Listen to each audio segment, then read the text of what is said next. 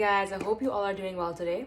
I'm Mifra and I just started my third month at Microsoft as a full-time employee under the Solutions Specialist role.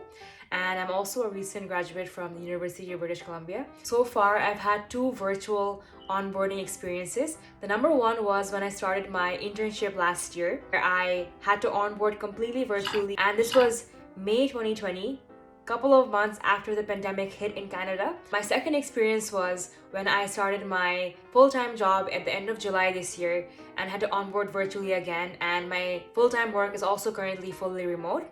I wanted to share some best practices which have helped me personally when I was onboarding for my two roles. So I hope this can help you out. When you are on your first day of your job or the first week, I really recommend setting expectations with your manager about how you want to communicate with each other. It's extremely important because every manager and every team have different communication styles. So for me and my manager, we personally like meeting once a week for half an hour to go over what I've been up to and anything he expects me to do, and that is over Teams. Each manager has a different way of communicating. Either they prefer bi-weekly, monthly, or they want to meet for more than an hour, less than an hour. So it's important to have that communication conversation right off the bat that, hey, how do you like to be communicated with? Either do you prefer messages, do you prefer emails, do you prefer having weekly one-on-ones, bi-weekly? Having that open communication with your manager regarding your communication styles, it will really lessen the anxiety about all the new things you have to be worrying about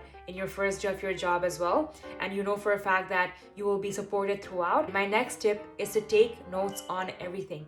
And by everything, I mean absolutely everything when you're starting off, because you will be very confused about various acronyms, processes, how to navigate through the CRM tools you get access to.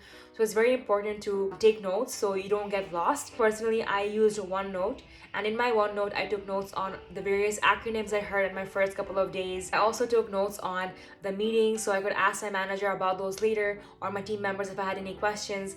So it's very important to start having a note-taking system. Taking notes and being in the practice of taking notes when you're onboarding virtually is extremely important, and I highly recommend you start having that system right away. The second thing is with your team. So you probably have a direct team you work with very closely, and you also have extended teams you work with. So I really recommend that whoever your manager has recommended to be your mentor, or whoever you work the most closely with, it's important to also have a cadence with them. Ask them their communication style as well. So for me personally, I had two mentors who I work with very closely, and our accounts are aligned together right now. So I have set up a weekly cadence with them where we can catch up about those accounts, what I'm up to, what they expect from me as well, how I can support them. And it's really important to do because if it's a big company like Microsoft, it's very hard to get around who is doing what and who reports to who, which tasks are aligned to you, what accounts you have. It's important to, in the first month, have very frequent communication with your team, and obviously lessen that communication as you are more settled into your role. But initially, I really recommend having a weekly cadence with your teammates so you're well versed about what you're expected to do and how you can support them as well. If you're joining a company, you probably have a lot of internal tools you need access to. This can be the CRM tools or the portals you need access to for getting your data for various accounts you work with. It's very important to either ask your manager or ask your team members what exactly you need in order to best get started with your role. What happens is that because the access for some of these tools take a while to get, learn about that on the first day so you can get that started ASAP, so you don't have to wait along for many weeks to come, and then you can get started on your job as soon as possible.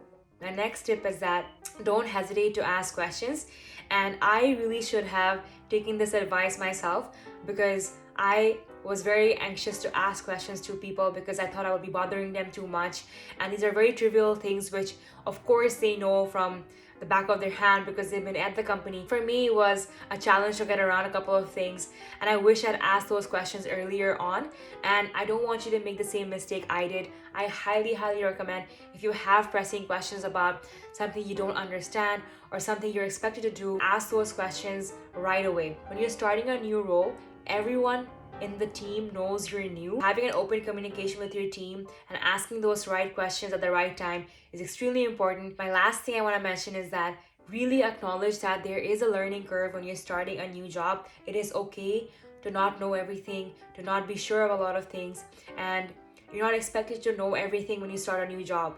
So really acknowledge that there is a learning curve. People who are onboarding with you are probably going through the exact same thing, and in a couple of months you'll feel much more at ease with your job. So it's very important to really acknowledge that it's going to be difficult. Onboarding virtually is something we're all experiencing for the first time. There hasn't been a playbook for this ever. All companies have gone through an extreme shift by onboarding people virtually, so they're also learning themselves. So be patient and ask questions. So if you've gotten any value from this video, then please comment down below. Thank you very much. Bye bye.